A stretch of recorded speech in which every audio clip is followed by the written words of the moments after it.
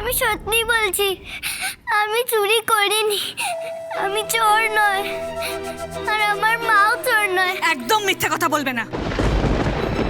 আমি মিথ্যে কথা বলছি না, মা বলে মিথ্যে কথা বলতে নেই। পিয়ালি, ওকে ছেড়ে দাও না। ও হয়তো সত্যি ফোনটা নিতে যায়নি, আর ও তো কিছু জানেও না।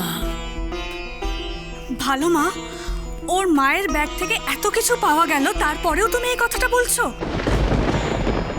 ঠিকই তো, বৌদি যা বলছে একদম ঠিক বলছে, আর সত্যিটা তো জানতেই হবে।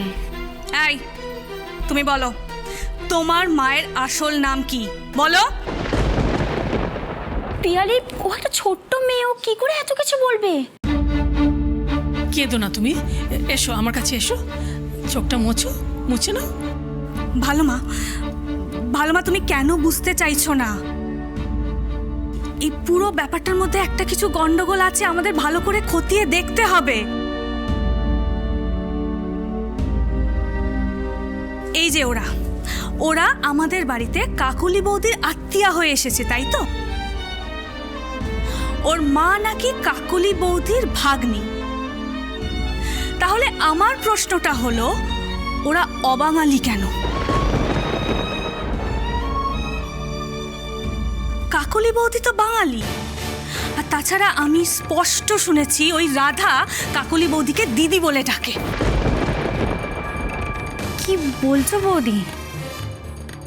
হ্যাঁ তিস্তা, আমি বলছি তো, আমি নিজের কানে শুনেছি। তোমরা বিশ্বাস করো, ব্যাপারটার মধ্যে একটা বড়সড় গন্ডগোল আছেই। ঠিক আছে আরুষি, তুমি এদিকে এসো এসো। না,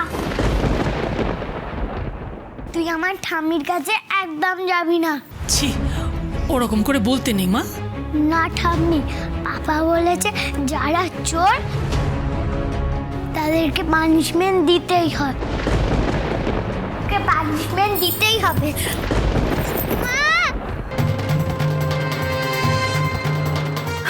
नहीं बेटा, रोते नहीं है, अच्छे बच्चे नहीं रोते, मैंने बोला है ना। चुप आरू, चुप। এতক্ষণে বাড়ি আসার সময় হলো বুঝি আপনার? মেয়ের কথা মনে পড়েছে?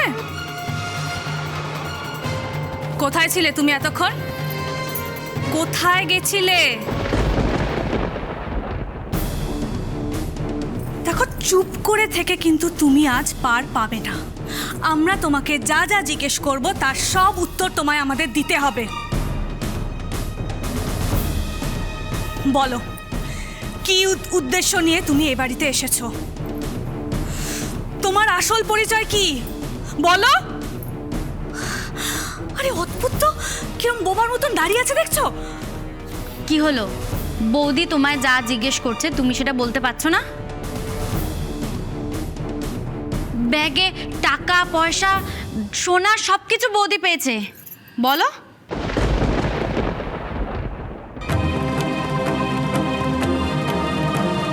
সর্বনাশ, ছবিটা এখন সবাই দেখলে তো।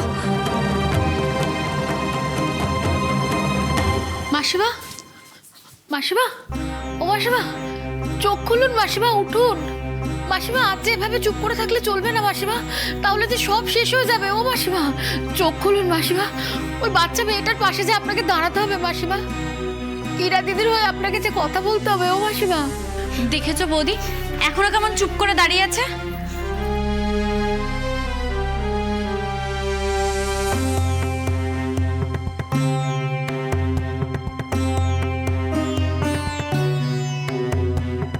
এই দাঁড়াও, ওদিকে কোথায় যাচ্ছ তুমি?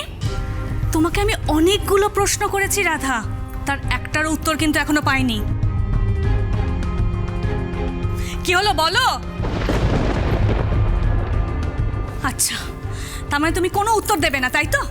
ভালো মা, দেখছো তো, তার মানে আমি যেটা ভেবেছিলাম সেটাই ঠিক। এরা একটা বড়সড় গন্ডগোল পাকাতে এই বাড়িতে এসেছে, বুঝতে পারছো?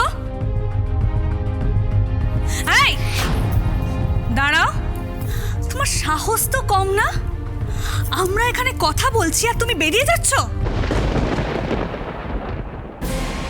আঁচলের আড়ালে কি লুকোলে তুমি?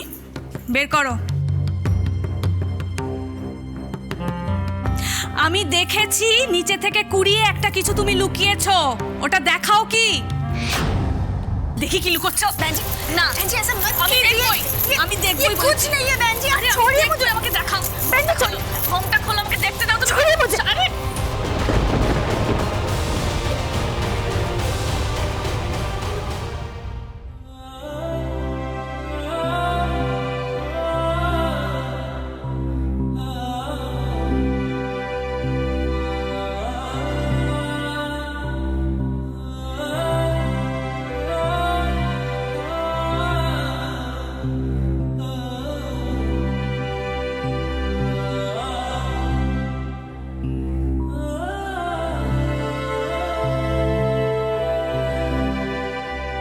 রাগী আঙ্কেল, তুমি প্লিজ মাকে বকো না, আমার মা কিচ্ছু করেনি।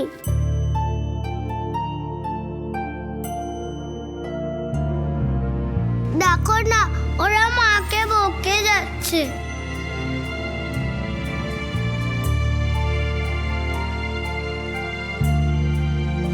আমার মা কিচ্ছু করেনি, তাও ওরা আমার মাকে বকে যাচ্ছে।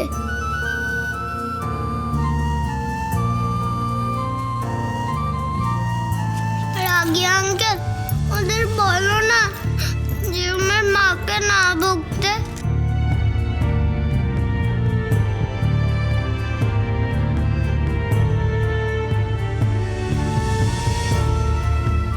আমার যেন মনে হলো আমি ইরাকে,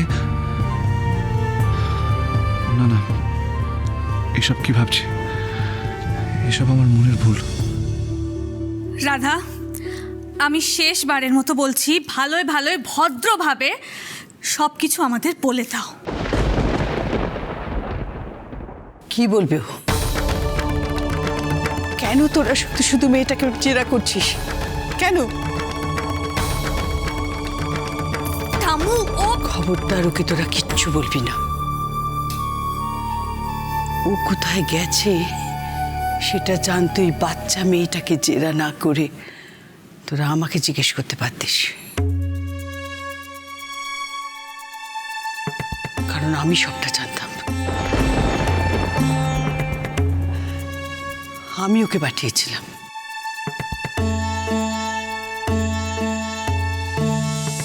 আপনি কেন মাসিমা? আমি ওকে বাইরে পাঠিয়েছিলাম বাড়ির সবার নামে পুজো দিতে, তাই ও মন্দিরে গিয়েছিল।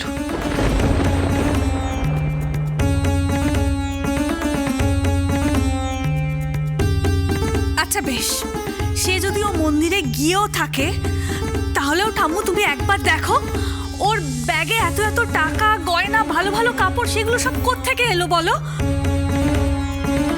আমি তোমাকে একটু বলেছিলাম, ও অনেক বড় বাড়ির মেয়ে।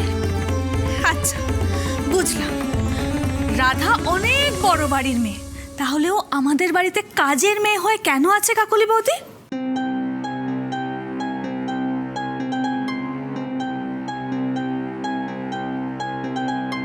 আর তুমি বাঙালি, কিন্তু রাধা অবাঙালি, তাহলে ও তোমার ভাগ্নি কেমন করে হয় কাকলি বৌদি?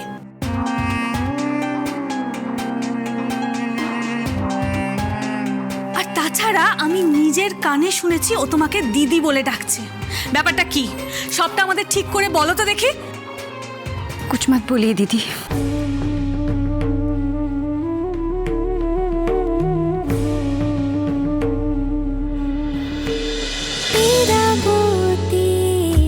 চুপ কথা